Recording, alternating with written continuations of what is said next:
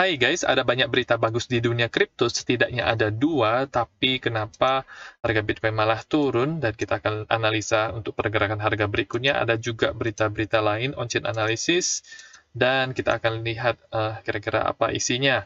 Nama saya Kelby dan saya menyajikan informasi seputar fundamental, teknikal, dan on-chain analysis. Tonton video ini sampai akhir agar informasi yang lengkap dan bermanfaat. Klik like dan subscribe untuk mendukung channel saya. Kita akan lihat dulu Bitcoin di time frame daily, di mana ini merupakan penurunan sebanyak 7 hari selama berturut-turut. Ini yang ke-7 dan sekarang ini adalah hari yang ke-8. Hari ke-8 dimulai dengan ada kenaikan sedikit dan setelah dia sempat turun ke bawah sampai 22.400-an dan sekarang dia berada di harga 22.600-an. Oke, dimana ini dia masih berada di daerah Fibonacci 50-nya itu. Jadi masih berusaha untuk bertahan di atasnya, meskipun sekarang kemungkinan akan retest di daerah ini, dan kalau misalnya dia tidak bisa klaim berada di atas Fibonacci 50 ini lagi, maka dia kemungkinan bisa ke bawah ke daerah Golden Pocket, yaitu di harga 22.200-an itu sangat mungkin sekali. Untuk time frame yang lebih kecilnya itu, untuk time frame 4 jamnya, kita lihat kalau ini adalah di tengah-tengah ini adalah pola bear flag, ya, jadi mirip sekali dengan pola bear flag.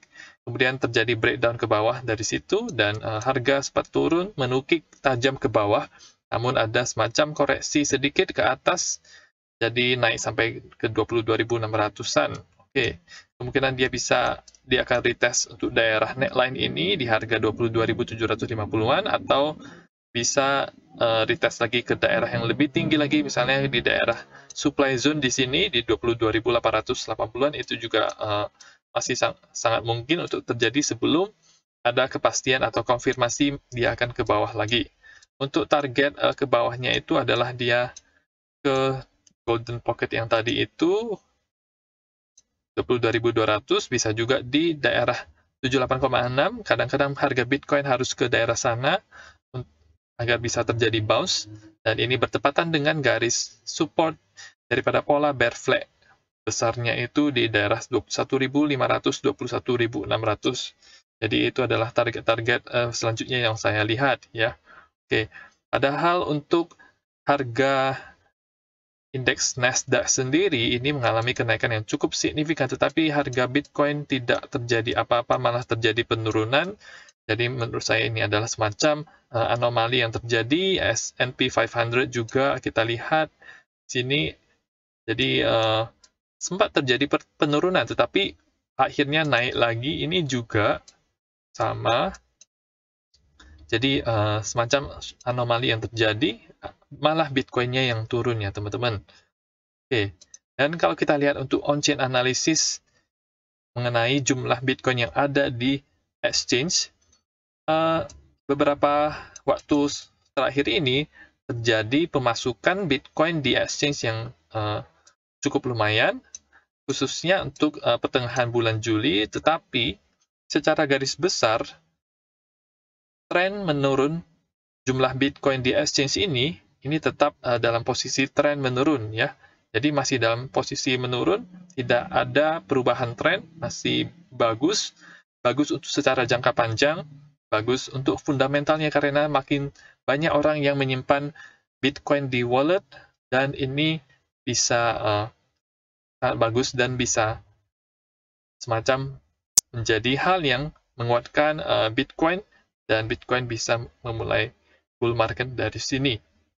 Nah, posisi jumlah Bitcoin di exchange ini sama seperti level di bulan Juli 2018 ya. Oke, kita tahu di 2018 itu adalah bear market, dan bukan hanya sampai di Juli 2018 saja, tetapi bear market 2018 itu berakhir di bulan November dan Desember. Baru dari situ baru ada naik lagi ya teman-teman. Jadi ini secara jangka panjang bullish untuk Bitcoin. Ini ada berita dari Voyager Digital yang merupakan platform exchange dan lending dan earn, di mana ini Voyager Digital dia akan sudah pasti akan membalikkan uang sebanyak 270 juta dolar kepada customer-customernya yang menaruh uang di sana untuk earn atau yang lainnya. Nah, apa langkah Celsius ini, kata Digital Asset News? Ya, ini tentu saja bagus beritanya di dunia kripto karena mereka bisa bertanggung jawab setidaknya sebagian dari uang-uang yang sudah dimasukkan ke dalam platform tersebut. Berita bagus yang lainnya adalah dari Facebook Meta, di mana Mark Zuckerberg, dia baru saja mengannounce ini akan ada digital collectibles atau NFT yang bisa diterapkan di 100 lebih negara.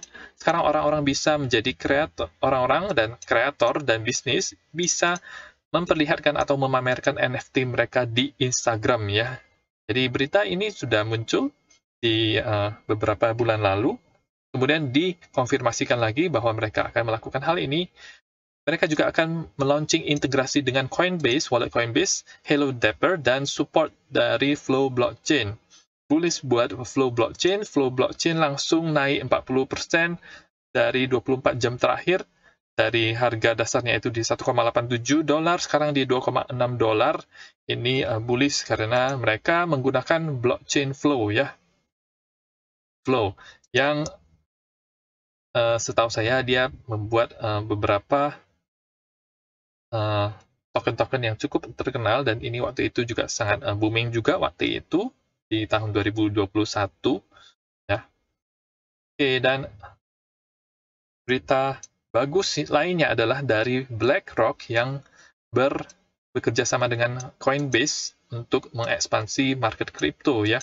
Ini merupakan kerjasama yang sangat baik sekali dari Coinbase, dan ini langsung menaikkan harga saham mereka itu 15%, naik sampai ke 92 dolar, kayaknya udah 100 dolar kalau kita lihat ya. Padahal sudah sempat ada FUD yang terjadi di mana Coinbase itu akan diinterogasi oleh SEC, dan Coinbase juga memecat beberapa persen dari total karyawannya itu. Jadi ada semacam perampingan yang terjadi di perusahaannya, kemudian kena lagi ini. Dan yang lebih sialnya lagi adalah ARK Invest-nya Cathie Wood itu mereka menjual saham koin itu di harga yang murah, yaitu di harga 55-an dolar, dan ini bedanya lebih dari 40% ya. Dan ya susah sekali untuk bisa mengetahui apa yang akan terjadi setelahnya. Pada saat Coinbase ini harganya itu 55-an, kondisi lagi banyak FUD, dan orang-orang juga takut, jadi orang-orang menjualnya. Kemudian tiba-tiba ada berita yang bagus seperti ini, sangat bagus sekali, karena BlackRock adalah salah satu perusahaan terbesar yang ya bisa dikatakan sebagai penguasa dunia, memiliki segalanya, dan bekerja sama dengan Coinbase. Jadi lihat saja, ini institusi tetap mengadopsi kripto, jadi ini secara jangka panjang bullish untuk Bitcoin dan kawan-kawan ya. Berita yang sangat bagus sekali untuk dunia kripto. Dan terakhir adalah untuk level likuidasi yang diupdate oleh HighBlock di tanggal 4 Agustus, di mana ada level likuidasi yang sudah terambil sekarang, yaitu di daerah 23 ribuan, di bawah 23 ribu, yaitu di daerah sini. Ini cukup terang, itu berarti dia ada 4,5 billion dolar yang dalam nilai USD. Kemudian di atasnya itu ada di daerah 24.000, itu belum tercapai ya teman-teman, belum tercapai. Kita lihat di daerah 24.000 itu belum tercapai. Di sini sangat mungkin itu bisa tercapai, masih sangat mungkin, karena seperti yang saya bilang di sini itu ada CME gap, kemudian ada 61,8 dari posisi ini, dan ada supply zone juga. Jadi ada banyak confluence di sana, jadi kemungkinan besar bisa bounce dari 23.900-an, 24.000 itu bisa ada peluang untuk short di sana ya. Selebihnya itu di bawah ini dia kurang terang dibandingkan dengan dua daerah ini ya teman-teman. Nah, itu saja untuk informasi pada hari ini. Semoga bermanfaat. Tetap dukung channel saya dengan mengklik like dan subscribe, dan nantikan video saya selanjutnya.